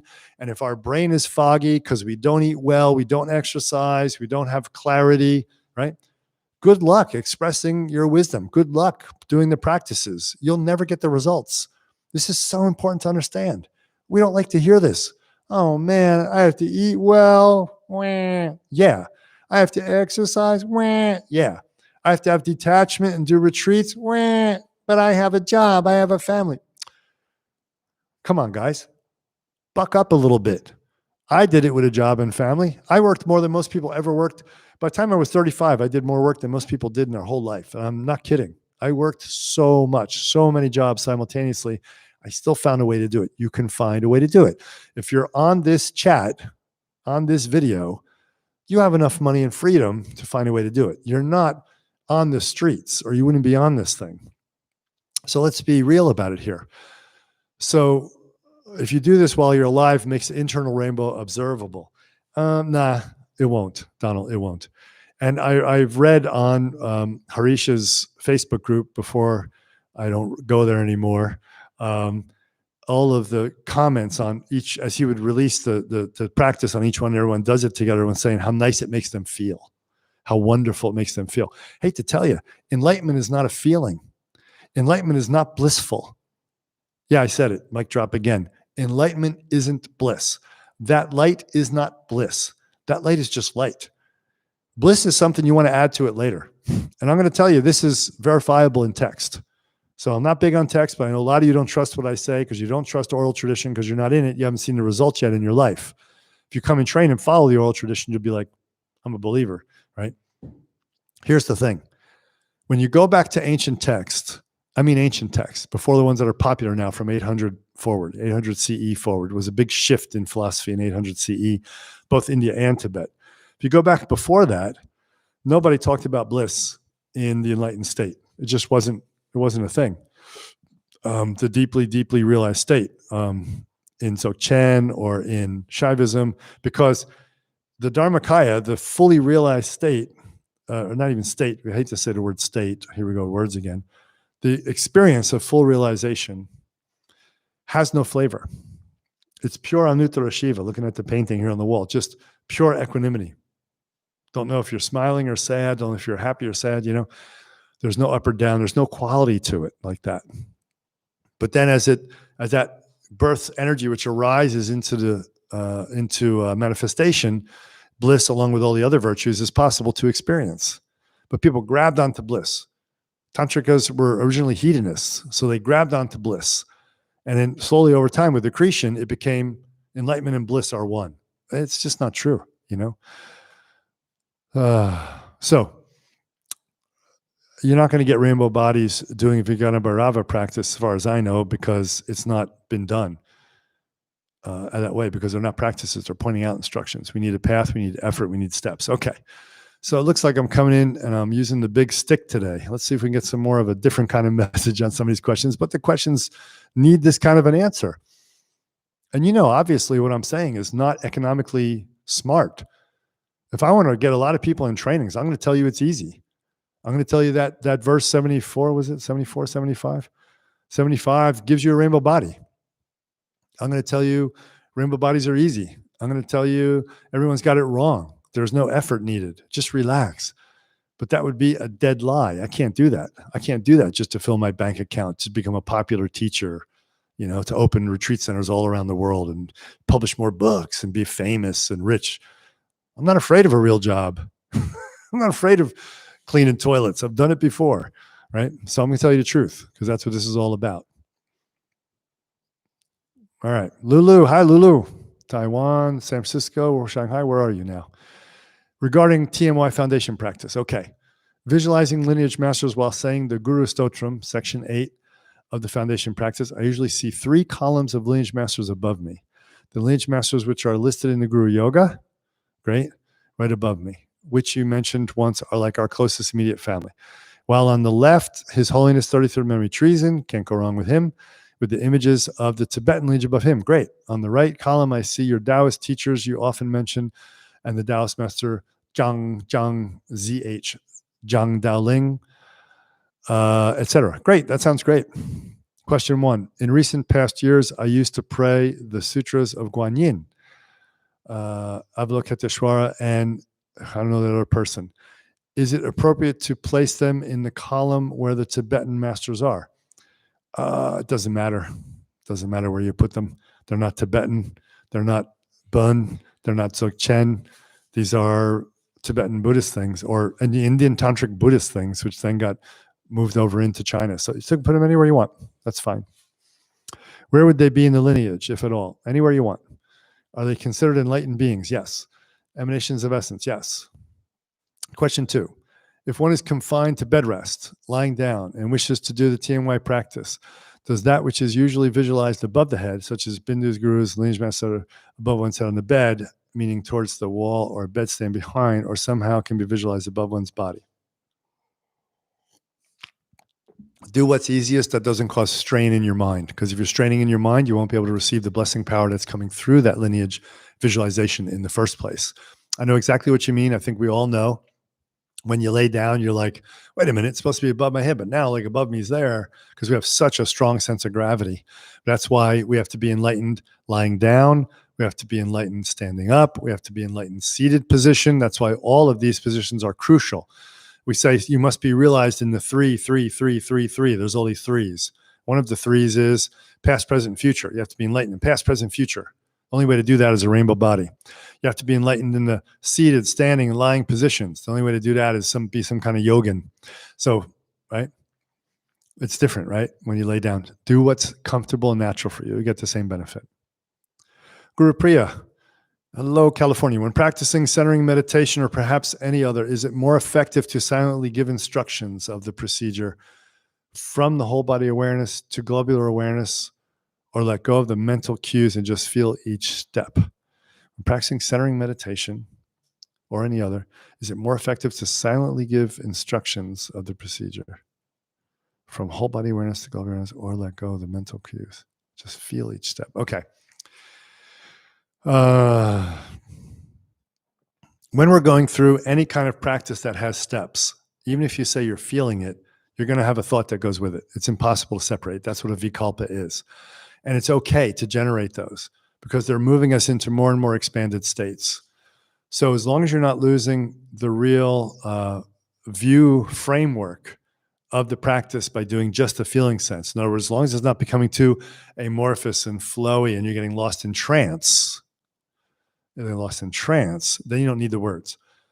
But if you have any tendency towards getting lost in trance, keep the words. That's important. Okay. Great question. Fezula, in your opinion, looking at it from the 12-stage view, which stages did the historical Gautama Buddha reach? Oh, God. Now, it would only be my opinion, and I wouldn't have any way to know for sure. But it looks like he might have done 7, 8. I don't know, 7, 8. He didn't teach Tantra. People say he did to secret students, and then they passed it on later and stuff. But we pretty much know that to be absolute bullshit. It makes nice mythology, it makes you feel good about your lineage, but we know very clearly, it's academically, scholarly been confirmed that Tantra went from Shaivist Tantrikas in Kashmir to Buddhist Indian Tantra in Kashmir in the mid-6th century. And that misappropriation of culture, stealing of the culture, literally was stolen, continued for about 150 to 200 years. And once the Buddhists got it, though, they ran with it like crazy and developed their own amazing levels of new innovations. And those innovations then went back into Shaivism, and they fed each other back and forth. And that's a beautiful thing, as it should be. But let's be clear about it. Gautama Buddha did not write or say anything about Tantra, and it was taken directly from Shaivist texts in the mid-6th century. That's proven by Alexis Sanderson and other scholars. So let's call a spade a spade. Looking at it from 12-stage view, which stages did the historic? Okay, so I don't know, 7 or 8 maybe. That's about all his view gave possibility for at that time. But it was enough to influence the world till today. So pretty good, right? I like this question. Does Sri Krishna have any relevance in the TMY school? And if so, why? Probably, people never ask that. Now, Krishna is one of our inner deities. Like, we could call it like a secret deity in our system, because we're supposed to be Shaivas. And over time, Krishna got associated with Vaishnavism, Vishnu practice. So people were like, oh no, you're Shaivas. And when I got into this lineage deeper, in the deeper inner areas, they started teaching me about Narasingha, which is a Vaishnava deity, a Vishnu deity, the lion-headed man, fierce lion-headed man. And they taught me about Krishna. And I'm like, wait a minute. Isn't this supposed to be Shakta Shaiva? Are we supposed to be dealing with the goddesses, the Dakinis, and Shiva emanations? What's this? And they told me the story of Krishna. They said, well, Krishna was a king who was a yogi. He's known as the king of yogis. I said, wow, I didn't know that. And I have mantras for this and all that kind of stuff. A lot of lineage mantras are about tantric practices related to Krishna within Shaivism. Listen to that. That's amazing. So I'm going to tell you a little bit. So Krishna was a man. He was a king. He was an amazing king. He was so skillful, so knowledgeable, so talented, a wild man, basically, of life. He was a real tantrika. It is recorded in the Mahabharata that he approached the sage Durvasas to receive transmission of the Shaiva Agama, the 3 levels, the dual, semi-non-dual, and non-dual Agama or text canon of Shaiva Tantra. So he approached Durvasas to receive those. He was taken as a student, so he became a Shaivist lineage holder, and that's why he's in our lineage prayer. People read our lineage prayer and they get to Krishna and they go, what? Why do you have Krishna in there? This is obviously a disheveled lineage. And I'm like, well, we just don't know history. Because Krishna was a king who was a very powerful yogin, powerful warrior. He was involved in that great Mahabharata war that the Bhagavad Gita is all about. That happened historically. That really happened. So he was really there. He was a great yogin. He was a great siddha. He became a mahasiddha. And he's able to appear to people in any time and any place. I think he was responsible for Babaji's realization. I know he appeared in physical form in Swami Shivananda, my Param Guru's office in Rishikesh in his ashram, taught him Kriya Yoga, an upgraded version of Kriya Yoga for modern times. Instead of 108 or 118 Kriyas, some systems, it was too many. He took it down to 27. So Krishna has quite a central role in our tradition, much more when you're getting more advanced in Trikamasiddha Yoga. So that's a fun question to answer. He was a Mahasiddha. All this later stuff started 600 years ago, where he's like, this wild playboy who just plays around all the time and steals girls' clothes by the pond or whatever. It's all cute, but it's all about bhakti, but it skews the version of who he really was as a Mahasiddha.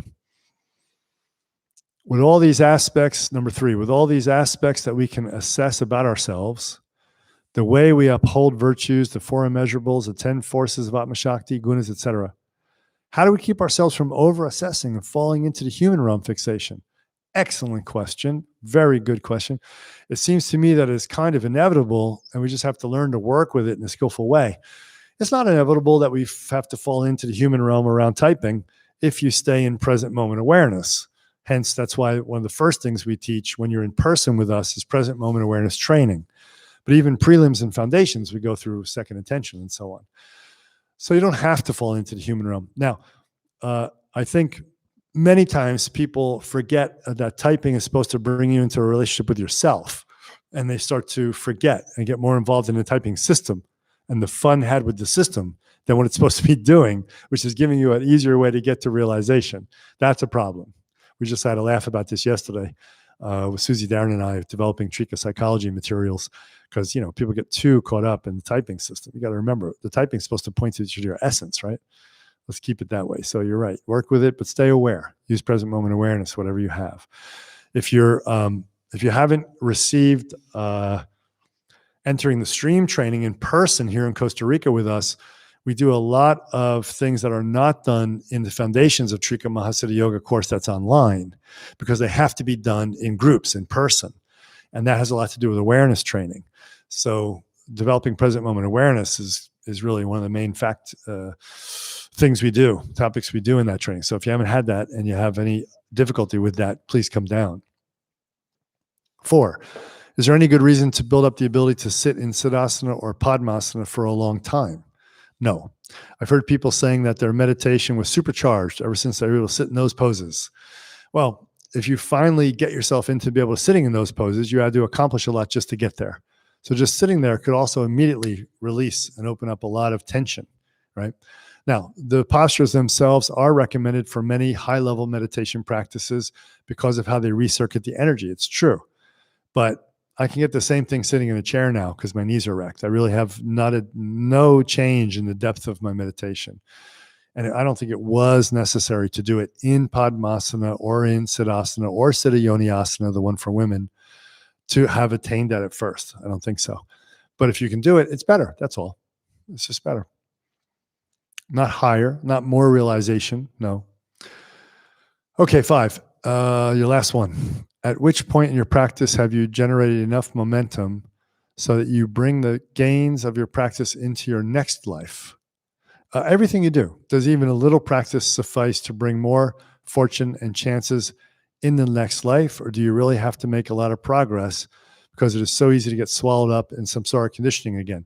No, whatever you die with, not what you do during your life, but whatever advancement you die with from your practices, you will keep.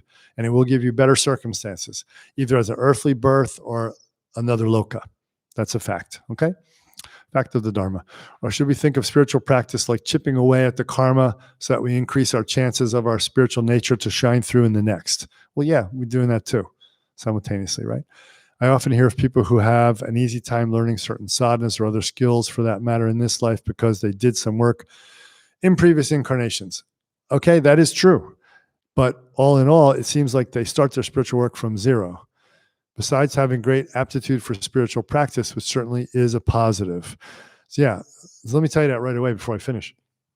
I've had many people like His Holiness tell me, it doesn't matter that somebody was a reborn master even, like a fully realized master can come back to help. They have to start from zero all over again. And check it out. Here's a really interesting point. They may fall. They risk it all when they come back for the love of humanity. And because they have such a deep love for humanity to help everybody, there's pretty much a good chance they won't fall. But they know that they risk it. By entering this time-space continuum, they risk it. They could get caught up in something, delayed for a while. There's a Tulku, a reborn master that was born in the line of Chogyam Trungpa, and it was one of his sons. And this kid just got involved in smoking dope every day. His family was such a mess. Chogyam Trungpa socially was such a mess. He couldn't deal with the pain of his family, dysfunctionality of his family. He smoked pot every day, played basketball with the homies. He moved out as soon as he could down to LA. And he just said, nope, I'm not doing that whole spiritual thing. They're like, but you're this huge, great master from previous world age, blah, blah, blah. Nope, don't care. He said, I have way too much respect for it, way too much respect for the responsibility that goes with it. I don't want the responsibility. I'm not ready for it. It was really quite a mature position, actually. Eventually, he did come to it. I think it was his late 30s or early 40s after he had a family and stuff. He finally came around. But this goes to say that everybody starts from zero again. So yeah, I remember some stuff I did from past life, and I learned it very easily and actualized the results of the practice very easily. My wife and I were just discussing one of my star students from the old days. She actualized practices like that, man, really fast in her energy body and her mind. Boom, boom, boom. But because she didn't start zero and take ground zero, the preliminaries, and work strongly through the whole foundation and keep moving, it all disappeared. So it didn't amount to anything as far as yogic attainment, going towards rainbow body, nothing like that, right? So we all start from zero. So he said, so I guess my question is, what kind of spiritual merit do we really build up with our practice? The kind of merit that we don't lose. Yeah, you don't lose anything. Nothing's lost in this world. The negative stuff isn't lost either. 6, do you think possible technological advancements that will make people merge with artificial intelligence, virtual realities, and new brain layers added by technology will make it harder for people to evolve spiritually in the future? Don't know. It's going to be exciting times. Let's find out. Do you think these spiritual teachings will hold up in societies where those things are normal? That's a good question. The Dharma could go out because we are making technologically possible the idea of eternal buffering. The idea that we'll eternally buff our own essence by injecting our minds into AI, not having a body to deal with anymore. Whatever we think manifests. We might just get lost in interminable worlds of inner fascination. It's so interesting to see where it might go. Watch Black Mirror on Netflix. Go to the episode called Viper X. It's one of the best episodes I've seen on this. Really interesting. Not just about the big question of the long term, but also about how it affects us right now in our morality and our ethic. It's really, really well done. I think you should check it out. So yeah, who knows where it's going to go? No one can predict it. It's unpredictable. And the Dharma doesn't have to last forever. Neither do human beings. One of my pleasures is reading or watching cyberpunk series. I have no idea what that is. And thinking of how spiritual practice will hold up in such places. Yeah. Okay. I don't know what that is, so I can't comment. But we don't know. It doesn't matter. We're only here right now. We just do what we can here right now. The future seems to be running away with it. Just be here. No future, no past, just here. It doesn't matter. Okay? Tejasvini, in the last Q&A of Ayurvedic class, you made a very quick mention of channels being altered from drugs. I think you referenced alcohol, but I do remember you speaking previously about this with drugs as a whole. Is this world of microdosing and drug addictions in this world of microdosing and drug addictions, is a person able to rectify this? Rectify what? Channels being altered. Okay. Yeah. So first of all, does microdosing affect your channels? I think you want to say first. And then if so, can we fix it? If so, after stopping these behaviors, what would some recommendations be? Okay. I'm just learning about microdosing over the last year. I've never heard of it before. I've never been into drugs recreationally, not really. I've done the path of poisons in Tantra. I've taken very powerful psychotropic psychoactives that are much more powerful than anything I hear being described on podcasts or anything else. And you learn how to maintain your consciousness during the experience until eventually it doesn't affect you very much.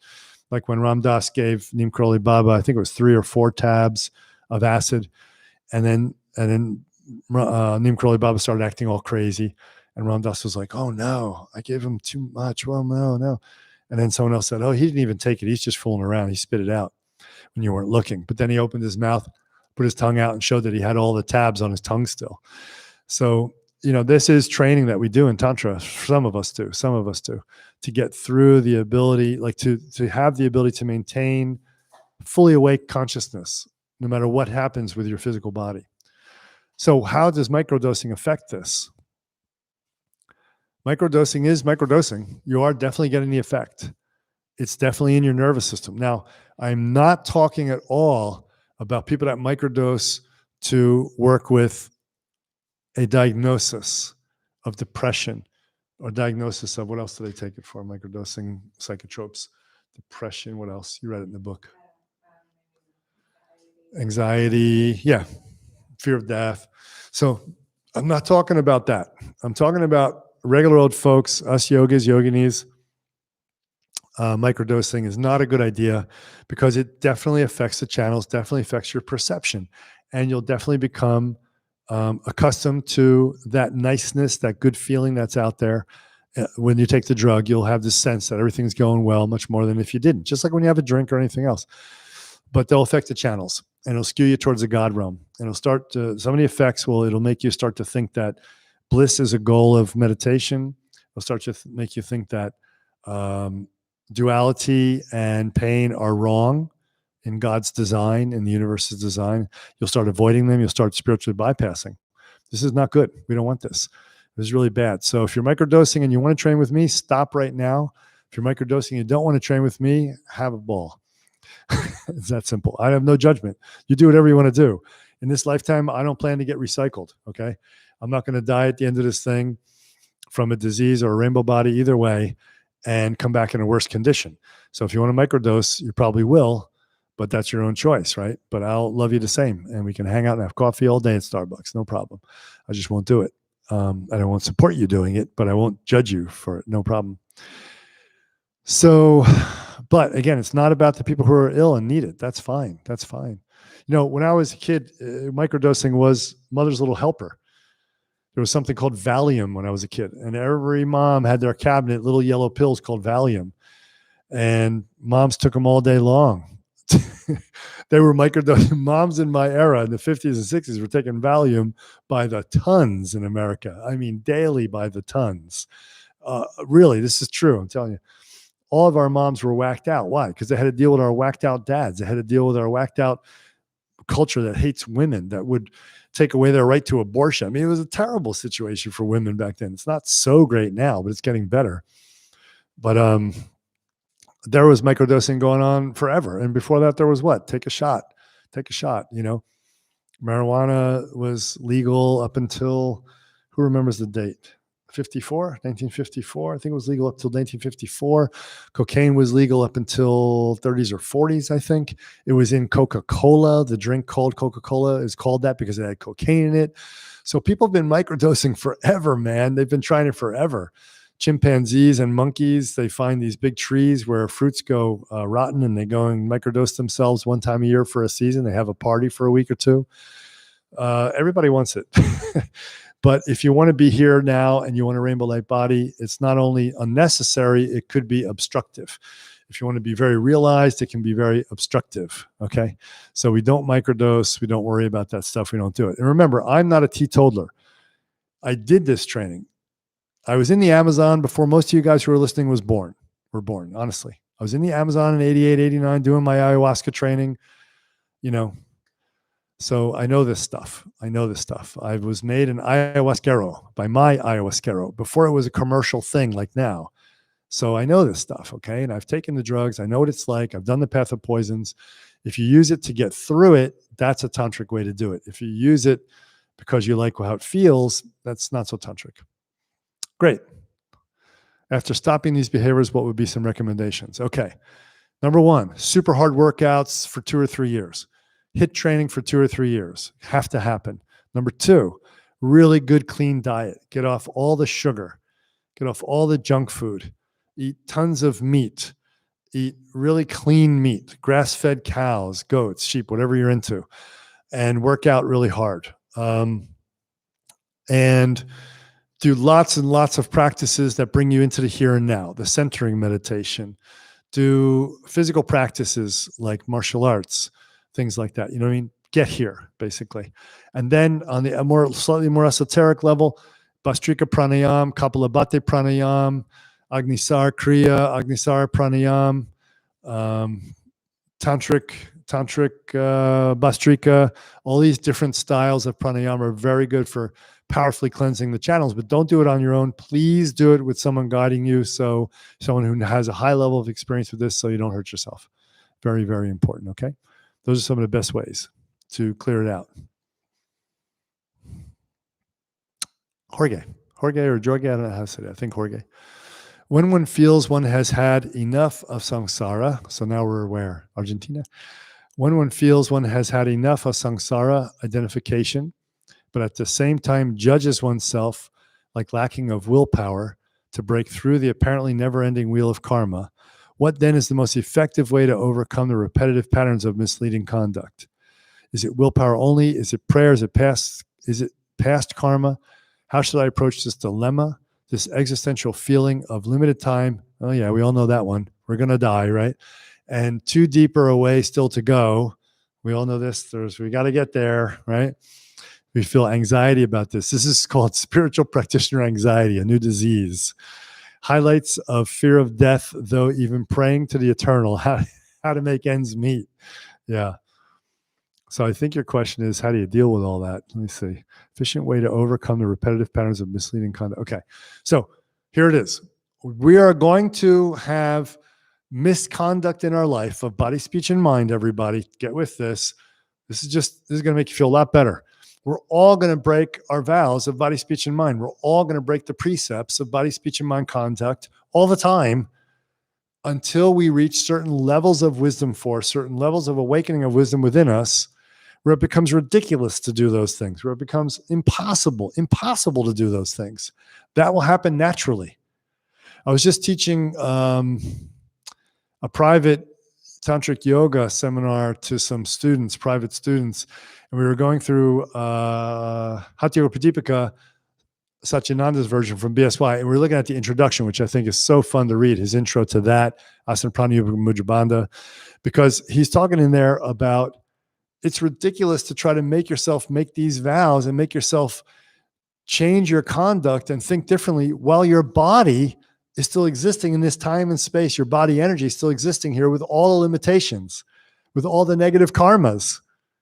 It's such a logical no-brainer that people never think about. We have to keep doing the body practices, the energy practices, and the meditations. And as our body changes, as our physical body changes and our energy body changes, it gets easier for the mind to hold the view, to express the view as the mind. It works in that direction as well as it works from the mind down. We have to go both ways at the same time. That's how we do it. So that's how we change, Jorge.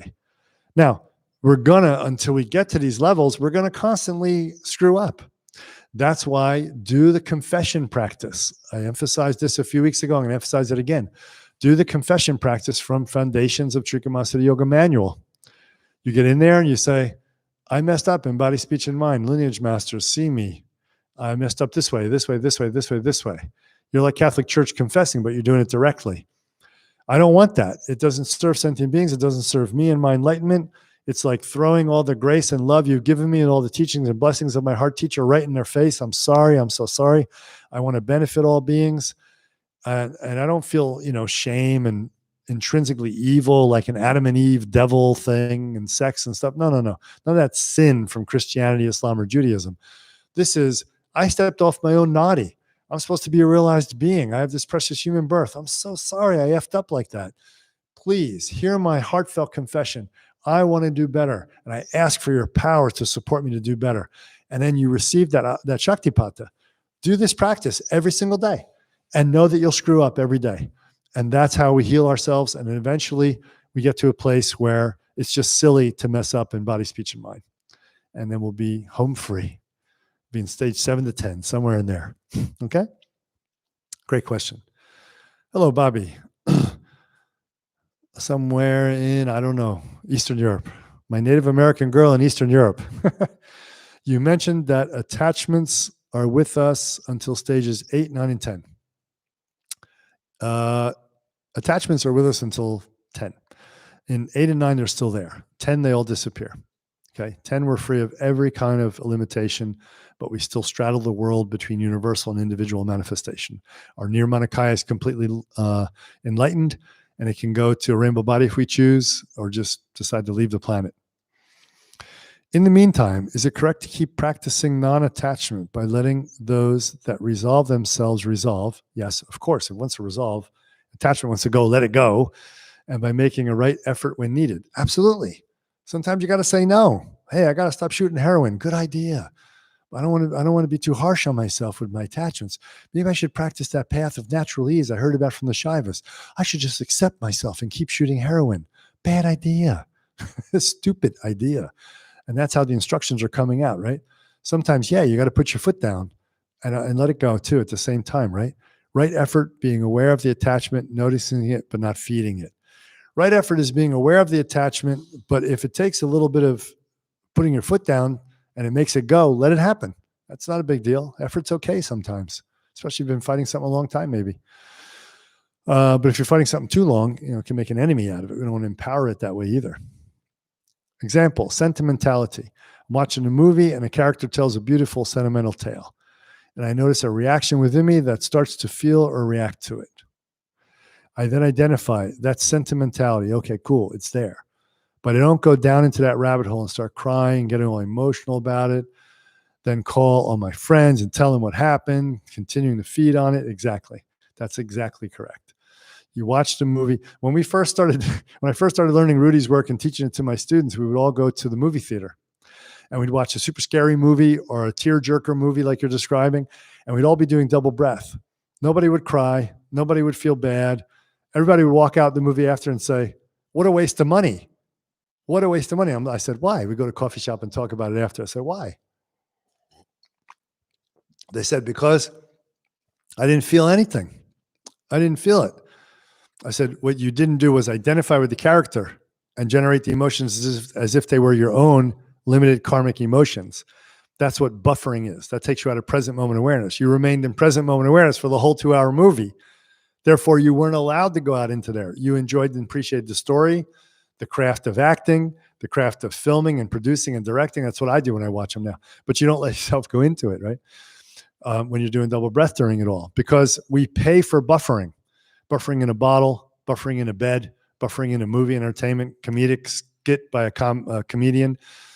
So yeah, it makes everything really boring that you used to buffer with, including drugs, including sex, including movies, including everything. You're like, oh, boring conversations with grooming behavior. How are you? Oh, how are the kids? Oh, the job's great. Oh, Marge is good. But it goes on. It's okay for a second or two. You both know you're doing it. But when it goes on for an hour or two as a real conversation, it's like, are you kidding me? This is all we're talking about? So yeah, when you stay aware, all that goes away. So sentimentality is one of the big ones. It'll kill it. It's really hard for 2s on the Enneagram. Yeah. They live for that emotional sentimentality, lust energy, And when you start to get rid of that, oh my God, be aware in sexuality, be really aware of how I'm getting fed this huge sentimental, delusional, romantic fantasy. All of a sudden sex is like rubbing 2 steaks together. Oh God, this is terrible. Right? That's the reaction for people when they first start to become aware. Yeah. So we have to be ready for that and go, okay, what do I really want in life? Nah, I want bed in a bottle. My Swamiji used to say, you have people doing bed in a bottle tantra. With his Indian accent, when he first used to say that, I didn't know what the heck he was talking about. He said, this is bed in a bottle tantra, bed in a bottle tantra. And I'd say, oh, wow, that's the type of tantra I never learned about. I got to go learn that from him. Swamiji, what is this bed in a bottle tantra? What is that? I want to learn that. He goes, bed in a bottle. I'm like, oh God, I started cracking up because you start to realize he's saying, get drunk and get laid tantra, meaning that's what people think tantra is today. Fun, ease, and hedonism. No, you're going to have to face stuff and it's going to hurt. And it's going to be like, oh no, everything is boring now. Movies, gossip, sex, drugs. Oh God, oh God. Yeah. Okay. You get it. Let me go back, look from the top. Hello. Sound like the Three Stooges, don't we? Kali Kula Yoga. Thank you. Cleared things up. Winke. Oh, great. Nice handle there. Gonzalo. Hey, Gonzalo. Julia, thanks. Muscle testing was taught by Dr. Ladd's Ayurvedic Hospital. Julia, I really hope that he's not teaching muscle testing, but he does go out into the woo-woo. Dr. Ladd does love the crazy woo-woo stuff. I love him to death, and I studied a lot with him, but I can't go there. It's all too wrong. Okay. Let's see what else. Bobby, you'll never die. We won't let you. Well, we'll see about that. You guys could help relieve the work burden here, and that would help a lot. William Federico. Hi, William. Yoga. Thank you. Hi to everyone from France. All right. Kamala. Donald. Okay, everybody. Colorful answers. Well, if not, we're colorful, if nothing else. Tara, thank you, Guruji, for all to give us all beings. May we immediately fully receive and embody the view, method for teachings. Big love to you both, all of it. Thank you for that blessing, Tara. And yes, may we all understand that view, make it our own, and become that. Goosebumps. Ditto on the goosebumps. Could you please tell how Tantric Enneagram differs from the regular version and how it works overall? Basically, I call it Tantric Enneagram as a way of understanding how can we call it? Re-establishing it as the deep spiritual tool it was always supposed to be. It handles your psychology. It's true. If you're a stage 4 or 5 being and you really want to know yourself and grow, it'll be fantastic for you. You'll learn a lot in stage 2 and 3, but 4 and 5 is where you can really use it to grow.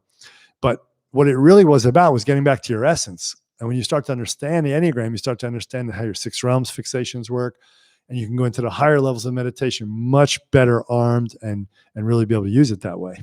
That's why I call it Tantric Enneagram, because it used to be something that all the Central Asian systems used in spiritual development, but then only got associated with Sufism for a while, and then later with psychology when they really messed it up. The psychologists really messed it up.